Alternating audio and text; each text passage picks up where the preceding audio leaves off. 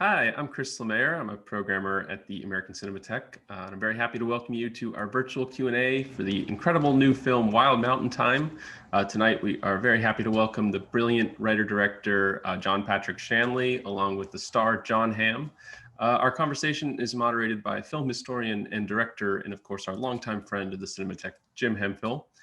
Before we welcome the three of them, I just wanted to thank Bleecker Street for making this event happen and, of course, providing all three of the wonderful films in our Bleecker Street spotlight. So thank you for tuning in. I hope you enjoy the following conversation. Thank you. Hi, everybody. I'm Jim Hemphill, and I'm very excited to talk about a movie that I love very deeply, Wild Mountain Thyme, with two of the filmmakers who are responsible for it, writer-director John Patrick Shanley and actor Jon Hamm. Welcome, guys.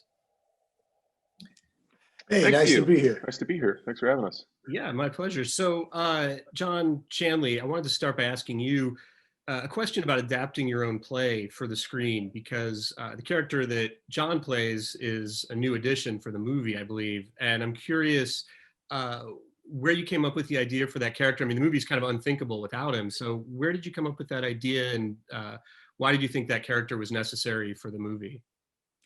Well, he's an offstage character in the play version of the story, and it's a good rule of thumb that whenever you talk about somebody or something in a film, you got to show that person.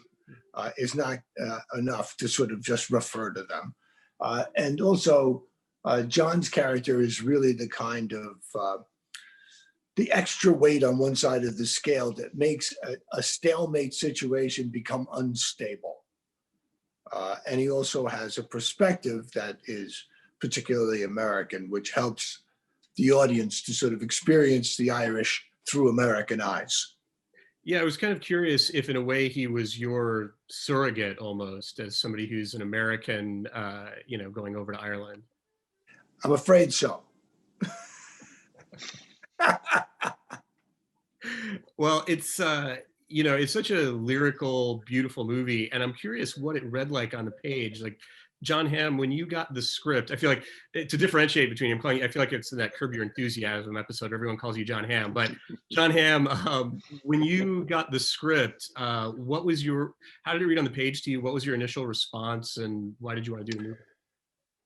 Well, I had seen the play, and about a third of the way through the script, which obviously has a different name than the play, I realized, oh, this is outside Mullingar, and I realized then immediately that I want to be a part of it because having seen the play on Broadway, I remember being tremendously moved by it, as I am by most of Mr. Shanley's writing, and so the opportunity to kind of originate this character in the flesh wasn't too good to be true. To be fair, had it remained an offstage character, I probably wouldn't have taken it. But the fact that I actually got to be on screen was up the stakes dramatically. And John Shanley, what made you think of Jon Hamm for this part? Oh, he was my first choice for the role. I mean, there's something about Mr. Hamm, I'm not going to call Jon Hamm constantly, that is deeply American. And he's also one of my favorite actors, and brings a kind of gunslinger professionalism to every moment that he does on screen. So he really nails whatever you give him. So it's fun to give him stuff. Mm-hmm. Well, and I feel like it's an interesting character because in a sort of more conventional romantic comedy or movie, I feel like his character would be the bad guy. He would be sort of the enemy, and he's not the bad guy. Like, you root for him. You want him to be happy just as much as you want Anthony or Rosemary to be happy. And I'm curious, I guess for both of you, both in terms of the writing and in terms of performing the part, how do you avoid that cliche of turning him into the bad guy? Because he very easily could be, because he's kind of a threat to Anthony. It's kind of easy for me because it's very difficult for me to find villains in real life, or at least it was until recent political events, But other than that, when I write about people that interest me, and people that interest me, I like. And in fact, I tend to like most people and see, even though they contain profound darkness, that there's something in them that is compellingly beautiful to me. And that's what has, for the most part in my work, interested me. Yeah, and I would just piggyback on that. I mean, it's right there in the writing. You know, you're correct in saying that in lesser hands this could come off as an antagonistic role, or kind of the villain or the bad guy, or however you want to put it. But the way John constructs not only the narrative, the character itself makes it, gives him a fully fleshed out objective, which is he's looking for something too. And also to John's credit, by the end he finds it. It doesn't happen to be Rosemary. He finds it in his own way, and it's a refreshing kind of storytelling that has everyone having a happy ending, and it's a nice balm for the current existential angst that I think we find ourselves in. Yeah, I mean, well, just calling it refreshing, I feel like that sums up another thing I really love about John Patrick Shanley, about your writing, is I love how unabashedly romantic it is and how not cynical it is. And it's always in all of your romantic comedies. That's something I really respond to. And I'm curious for you, Mr. Hamm, what it's like to play that kind of writing. I mean, is it liberating, or in a weird way, is it challenging that it's so direct? Because I feel like there's just Shanley's writing has such the emotions are just so direct and straightforward in a way that a lot of other writers are kind of afraid of. You're correct. I mean, it's nice. It's honestly, it's nice. It's when you're in the hands of a writer that knows that's very confident in the arcs of his characters and how they weave together to make the tapestry of the story that we're telling. Then you kind of just let it go. And like I said, it is refreshing. It's nice to just be in the hands of somebody that knows the material so well and is so confident in the material and knows that it will play. And also, having seen the original, the play, I knew that the emotional impact was there, and it's my kind of job to kind of not stay out of the way and really just let the story tell it all. Mhm. Well, the whole cast is terrific, and I'm curious, Mr. Shanley, where you got the idea for Jamie Dornan, because I'm used to Jamie Dornan. I think of Jamie Dornan, I think of like the guy from the 50 Shades movies, very slick and confident, and here he's playing so awkward. How did you know he was the right guy for that part? Well, I built the whole cast around Jamie Dornan. He was the one person that I knew I had to have at the center of the story to make it work. I knew that I needed a romantic lead. I knew that it should be somebody who is uncomfortable in their own skin. And I'd seen him do this movie, My Dinner with Hervé. And in that, he had this wonderful sheen of flop sweat that I found utterly believable. I must confess that I only saw the first 50 Shades of Grey, but to my vision, when I watched it, I could see his discomfort with the confidence that he had to project. And I was attracted to that. I thought that was pretty cool. And then, populating, you need some kind of conceptual tentpole in casting to populate out from. And Jamie was that. He's a true romantic lead. And the guy's Irish. He lives in Ireland half of the time. So it was going to be hard to find another romantic lead who could open a picture. At that point, we thought they'd be in movie theaters, and was a really good actor and handsome and Irish. Mm-hmm. It's a lot to ask. Well, since you brought up him being Irish and Ireland, I know it's kind of a cliche to say that a location is like another character in the movie, but in this movie, Ireland really is like a character in the movie. It just provides such a beautiful backdrop. And I'm curious from both of you, how did shooting there inform the movie? How did it kind of seep its way into the DNA of the movie and the performances? Well, it's everywhere, I mean, when I talked to the location scouts originally, I said, I want you to find me the most beautiful farm in Ireland, and I want you to find me the most beautiful mountain. And they found them both in the same place, in this farm in a little town called Crossmolina, which is next door to Ballina, which is where Biden is from. And so Biden stayed at the same place that we did, is Mount Falcon. And I think they're really jazzed over there about the turn of events. You know, Jon Hamm has a moment in the film that I think actually pertains to what you're asking about, the influence of actually shooting in Ireland. And it's a moment that he has with Emily Blunt. And because he says, you know, there's these things that I don't understand about the Irish, and he names the gates and this and that. And then he sort of stumbles and says, with sudden, real, raw power, the loneliness. And there is something in the air of Ireland that you can feel amidst all of that beauty, this mute pain of 1,000 years of loneliness, of people on farms abandoned by the larger world, struggling each day. And it's in the air, and it's in the air. And I think it's what led John to come up with that unbelievably powerful line reading that just knocked my socks off when he did it. I didn't see it coming. Yeah, John. Can you talk Yeah, I about think it's akin to asking.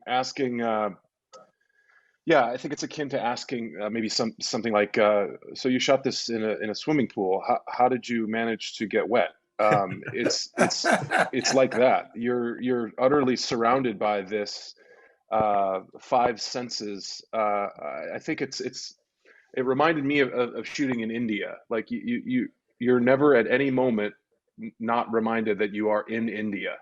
And it's all five senses are peaked at the same time, including the sixth sense of your imagination and your sense of wonder and it being a foreign place, even though there are all of these similarities. But it is that, you know, like you said, it almost sounds cliche, but it is a real sense of being in a foreign place that you can't quite put a finger on why it's so foreign, and yet it really is. And it's, for me, it was very easy to play the fish out of water, so to speak. Mm-hmm. Yeah, well, the movie, you know, the whole the visual style of the movie is so gorgeous, and obviously some of that comes from the landscape. But I'm also curious, John Shanley. I remember when I talked to you a while ago for Filmmaker magazine, and you mentioned that you don't like, you know, the sort of traditional way of you come in and you cover a scene and you do, like, you know, the establishing shot and then the medium shot and the close-ups, and you know, you were saying you don't really like to do it that way. How do you, when you get on the set with the actors and the cinematographer, what's your kind of order of operations? I mean, how do you block the scene and figure out where the camera's going to go and all that? I know it's a ridiculous. Well, you know, to the producer's consternation, I told them on the first day, there's no shot list. They wanted a shot list. I said, there's no shot list. There's never going to be a shot list. And they were very concerned. But what might not be evident is, I would say at least 99% of the film is shot on Steadicam. And what we did is we just sculpted the camera around what the actors were doing. We didn't have the actors serving the camera. We had the camera serving the actors. This was, you know, it's also my directorial style with actors is I watch them and I don't like to tell them any direction before they do their first take. I like to see what they bring. If I think they need some adjustment, I'll say something. Very little, the smallest thing that I know how to say, because these kind of actors, they're like Maseratis. And if you touch the gas, suddenly you're like on a different block. And so you want to be very careful what you say to them, because they're really sensitive and they're really good. And you could really mess it up. So I'm there with the cameraman, the camera operator, and we're watching what they're doing, and we confer amongst ourselves, the camera crew, and figure out how to cover what they're doing, and let the scene have its organic shape generated by these talented human beings. Mm-hmm. I'm actually going to go to some audience questions because we got a ton of them coming in. I want to try to get to as many of them as possible. And the first one says, hi, thanks for doing this session. The movie is marvelous. They want to ask about Christopher Walken, one of the capital letters most beloved actors alive. As a director, Mr. Shanley, how was he on set? And Mr. Hamm, how was he as a fellow actor? I just talked, so it's your turn, John. Well, I didn't have very many scenes with Chris, but I did spend a lot of time off camera with him, and I had met him very briefly in time before, and obviously have been and remain a massive fan of his work. And what you're immediately struck with when you're in a confined space with Chris is that he is intensely observational and aware, and also very quiet. And so there's a very strange balancing act that you have to do, because I, like almost anyone else that is in a room with Chris, has about 4,000 questions that you want to, but you want to be respectful of his process and his time. So I only had a chance toward the end of Chris's time with us to have dinner at a long table with him, and I was sat right next to him, and then he started talking to me, and that was one of the greater dinners of my life, was just to get some insight and intelligence observations from Chris, who might expect oblique sometimes, but always interesting. Yeah, he would tell. Chris Walken tells stories like this. He said, I was in my condo, and I was looking out the window at this cow. And you're like, okay. He said, and they don't move for a long time. And then they move very quickly. And that's the whole story. And you're like, okay. He's very quiet when he's working. He gets scared, as most actors do. And also he was a guy from Queens playing an Irishman, surrounded by Irish people, which is pressure, and works very hard. He is from another planet, and that is apparent over and over again. When we shot the big death scene, he was in the middle of it, and it was very heartfelt, and it was going really well. And I heard this violent buzzing over my headset. And I pulled it off and I said, cut, what was that? And Chris goes, there's a fly in the light. And there was a fly that got trapped in the light that was right by his head, right? So a bunch of guys come and they take the whole light apart. And of course, they release the fly, who is now in the room and in an uncontrolled state. And then they, after a long time, they can't catch the fly. They can't find the fly. Do another take. The fly comes back, goes into the light again. Then I hear over my headset some guy say, I think there's two flies. Anyway, finally, we killed the fly. And we were able to shoot the scene, and Chris was great. And through all of that, he was just absolutely quiet, patient, sweet, and seemed to have some empathy with the fly. Well, that's one of the things I love about the movie, is how much it does show his sweet, warm side. Because I think a lot of cinephiles of my generation, we think of Christopher Walken from like the Abel Ferrara movies, like King of New York and stuff like that. And it's so nice to see him in a part like this. And you mentioning him being from Queens and playing an Irish character. I mean, I thought his Irish accent was great. I mean, what kind of work did he have to do, or you have to do with him, to get that down? We had a dialogue coach in advance who recorded the pronunciation of everything that each actor who had an Irish accent in it had to say. And that was sent to Chris at his home. And he would listen to it, and he would rehearse the screenplay in his kitchen, he told me, And he would, every time he walked through his kitchen, and apparently he walks through his kitchen a lot, he would stop and look at the script, and he'd rehearse. And then when he left the kitchen, he didn't rehearse. So that's his process. Let's see. So another audience question we've got here. This one says, loved the film, just curious. In the credits, is Woman at Picnic the real Rosemary? Yes. Okay. My cousin Rosemary Muldoon is in for a brief minute at the picnic. And she is also obviously the name of the main female character. Mm-hmm.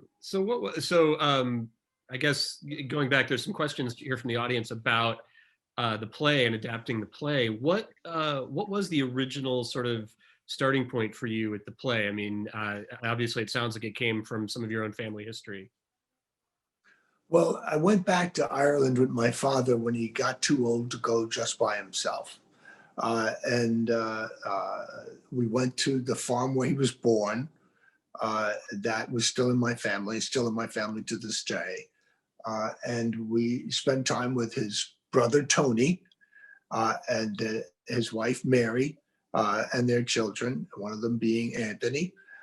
And they had these two gates that you had to go through to get on or off their property. And you had to get out of the car, often in the driving rain, open the gate, drive through, close the gate, open the second gate, drive through, get out, close that gate, and then you were on their property. And so I said, what's that with the gates? And they changed the subject every time.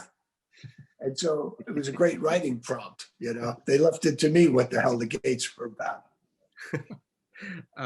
Well, another audience question is, what made you change the title for the movie? I felt that people didn't know how to say Mullingar, and people didn't seem to remember. I personally thought the play title, Outside Mullingar, was one of the worst titles I've ever come up with. It was basically driving directions. And so Wild Mountain Thyme, I knew that I wanted to, you know, the Midlands where the farm is very flat. And I knew that I wanted a landscape that reflected my inner terrain more accurately. And my inner terrain is more mountainous. So we headed west into County Mayo and found a lovely lone mountain that looked down on this farm. And then another question sort of related to the play and adapting it. Do you ever approach playwriting with the film adaptation in mind, or do you view theater as a wholly different beast with its own set of constraints and possibilities? Second choice. I've never written a play thinking, and then I'm going to make a film out of it. Never. Mm-hmm. If I did, I would have, you know, done it differently. Mm-hmm. Well, I'm curious what we got to get Jon Hamm to do. We got to get Jon Hamm to do a play. Absolutely. Well, Jon Hamm, there's a question for you, which is, what was the biggest challenge for you taking on this role? You know, I think just wrangling my own kind of nervousness, fear, worry with working with someone whose career I've looked up to since I was made aware of him back in the 80s, Mr. Shanley, even before then, and whose work I studied as an acting student. And I think part of the when you find yourself thrust into these things, it's often very quickly, and you sort of jump in with both feet, and you figure out how to swim as you go along. I knew, you know, having the awareness of the play and how I knew that the emotional impact was going to be there, that's helpful. You're not just thinking like, well, I'm shooting this arrow at a target that I don't know how far away it is, how big it is, I don't know what it's going to be. I felt like I was in very good hands. But I think managing the anxiety was a big part of it. And honestly, anytime you're far away from home, and I was by myself, Emily and Jamie had access to their families and stuff. But the company was very warm, and the arrangements were incredibly sort of comforting. And so that helped rapidly. And then all of a sudden, once you're at pace, once you're up and running, then it's exciting and fun. You know, going to work on something that you know is going to be worthwhile and is going to be is going to work is fun. It makes it easy to get up in the morning and get out in the rain and do your business, so to speak.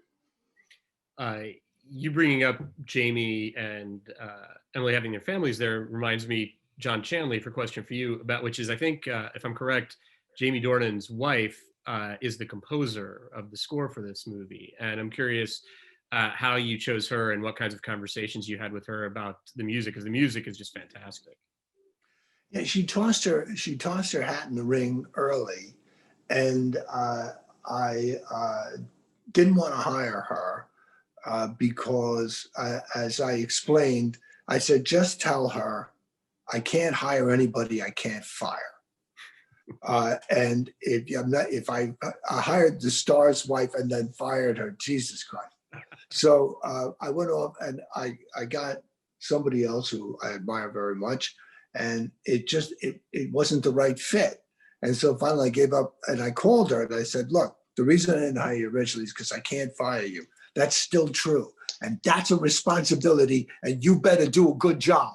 And she did. She did a great job. We had a very good collaboration. You know, we go back and forth with the cues and work them and get them better and better. But she was very responsive, incredibly creative. And then we had the added thing of, I kept, in this one cue she wrote, I kept saying, you know, that's the beginning of a song, and we should write the song. You should write the song. And she basically said, no, I don't want to do it. And so then I played her music and sang a lyric to the part of her music that it fit with, right? I said, it could go like this, you know? And she listened to it, she said, oh, I love that, but I don't want to do it. And then I wrote out the whole lyric and I sent it to her, and I sent it to other composers as well. Then she wrote the song. And it's beautiful. We got Sinead O'Connor to record it. It's called I'll Be Singing. And if you are a music aficionado, you notice that it starts with a cue that's in the film, and then it goes in a different and more complex way into the song. Mm-hmm. And were you finished with this movie before COVID, or were you doing some of that scoring and editing and all that stuff during the pandemic? It straddled. You know, we went into lockdown. The editor, in the last few days, we all knew we were about to go into lockdown. He took all the equipment home, and then it was all Vimeos, phone calls, and the same is true for the composer. She was continued to be working on cues in that environment as well. Okay, the next audience question is, tonally, this and Doubt are such different movies. I know you've obviously done a number of plays between 2008 and now, but what made you want to move in this direction for your film directorial follow-up to Doubt? Well, you know, I didn't really think of it as a follow-up to Doubt. It was just, you know, another part of the territory I call my own. I tend to write about things that I know something about. And I knew the Sisters of Charity backwards and forwards. I spent 8 years with them. And they were in my bones. And then this was my family. My father was from Ireland, came here when he was 24, had a brogue. And my family in Ireland that I spent time with and visited with my father repeatedly. This was something that as soon as they started talking, I knew I was going to write about it. They talk better than me. The next audience question is for Jon Hamm. Can you talk about the complexities of conveying the vulnerability and neediness of your characters when you also have an alpha male persona?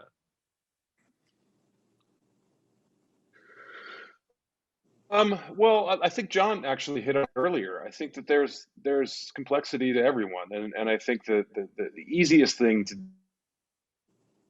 you know it's equality is the easiest thing to do is bluster, right? And the harder thing to do is reveal why the bluster.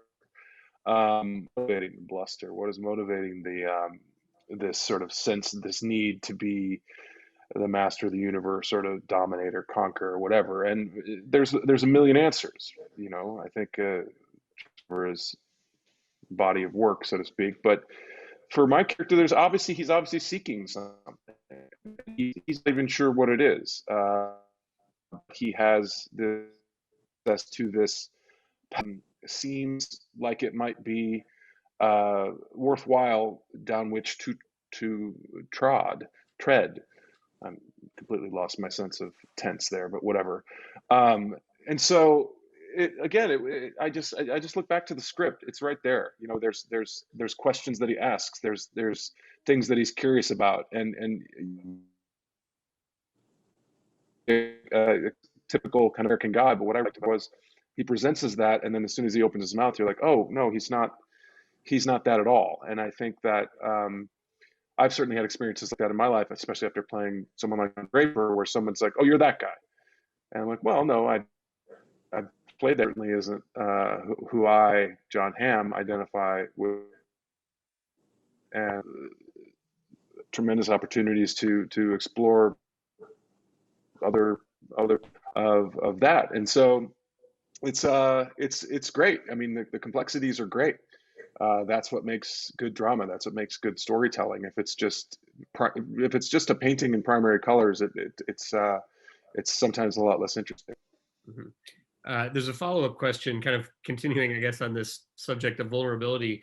The question for you, Jon Hamm, is: has there ever been a time in your life where you lost your confidence in your ability to act? And if so, how did you get through it and get your confidence back? Sure. Where to start? I graduated in 1993 with in English, but I had a scholarship in the theater department for acting, and I thought I was pretty good coming out of college. I thought, well, this will be easy. I'll just go ahead and conquer the world and get a couple jobs, and that'll work into a few more things. And I drove my 1986 Toyota Corolla from St. Louis to Los Angeles, California, and didn't work for 3 years. So I kind of figured, oh, I must be doing something wrong, or maybe I'm just bad, or I don't know what's happening. It's an eye opener when you walk into your first sort of LA, Hollywood, what have you, audition, and you look up and you think, well, that guy looks like me, and that guy looks just like me, and the other 4 guys look just like me, and they're all on TV or movies, and I recognize them, and why are they going to pick me? And oh my God, I should leave. So you have to get over that pretty quick, and part of it is thinking back to the fact that you are prepared, you have done this, you know what you're doing, believing in that, and the larger part is just kind of trying to stay in your creative headspace and not worry about the numbers game, because if you really think about the numbers, then you'd never get hired. Auditioning is awful. I don't recommend it to anybody.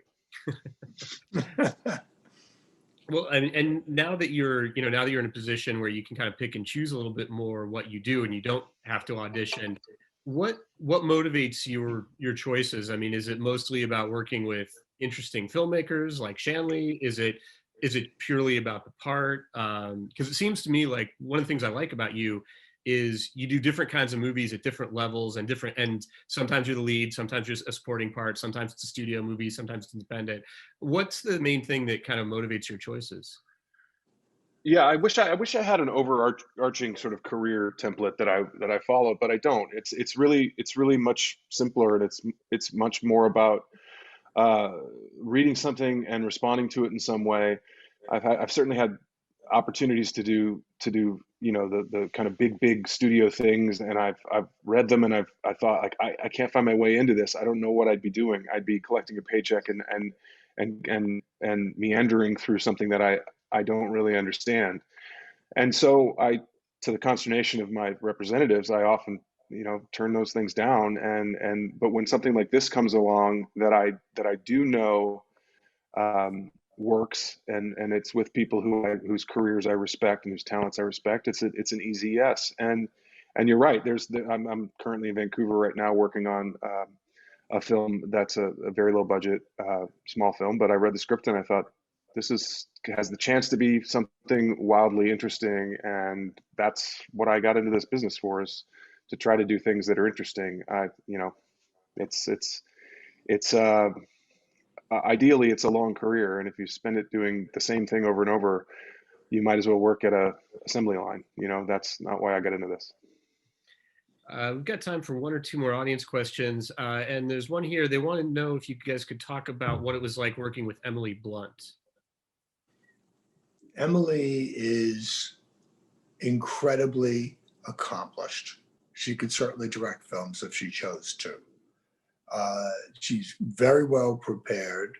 She recognizes that she's in a leadership position, that she's one of the heads of the cast, one of the heads of the production. She doesn't throw her weight around. When she did this film, she was the #1 female box office star in the world. We didn't get any of that vibe. But that's the reality that she was dealing with. Or any of that box office. But she's very open to direction. She doesn't, and if you ask her to do something she doesn't want to do, she makes a face and says, "Seriously?" And then you say, "No, you don't. Well, let's try something else." But she was just kind of very knowledgeable, incredibly good actress, and kind. Yeah. Yeah, I can't remember the role that I remember seeing Emily first in. It was some time ago, but I remember, like with many people that have gone on to great success, when you see them, no matter how small the role, you think, oh, that person's very talented, and you can fill in that adjective with magnetic, with so many synonyms. But having the opportunity finally to get to work with her, you get it. It's there's a presence, and I mean that in two ways. There's a sort of presence, and then there's the physical act of being present and being aware and being a very conscientious scene partner. And she's also, as John says, very kind. She's tremendously funny, and just lovely. It's I think we've all had the experience where that's not the case, and that presents its own challenges, and yet you make it through. But when it's somebody whose default mode is collaborative and fun, it's a lot better. We've got time for one last question, and the last question for Mr. Shanley is, this person says they love the movie and want to know, since the time period depicted in the film, what has transpired on the farm? Since the question is, they want to know what's happened after what we saw in the movie since then. Oh God, they had 8 lambs the next year. The